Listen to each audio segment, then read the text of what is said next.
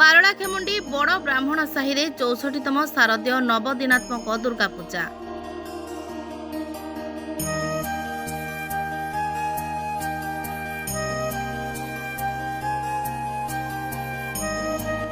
गजपति जिला सदर महकुमा पारଳାଖେମୁଣ୍ଡି स्थित बड़ ब्राह्मण साही छकरे जय दुर्गा पूजा कमिटी पक्षर 64तम शारदीय नवदिनात्मक पूजा अनुष्ठित होइछि। एही पूजा 9 दिन धरी हेब। मांकर होमयज्ञ पूर्णाहुति प्रभृति कार्यक्रम रही। 14 तारिख रे मां दुर्गांकर भसाणी उत्सव रही। अखंड दीप जालिबा व्यवस्था सहित संध्या हेले मांकर संध्या आरती दर्शन करने सकाशे भक्तों समागम होइछि। आलोक सजारे बड़ ब्राह्मण साही छक झलसी उठुछि। Bureau report, Rainbow media.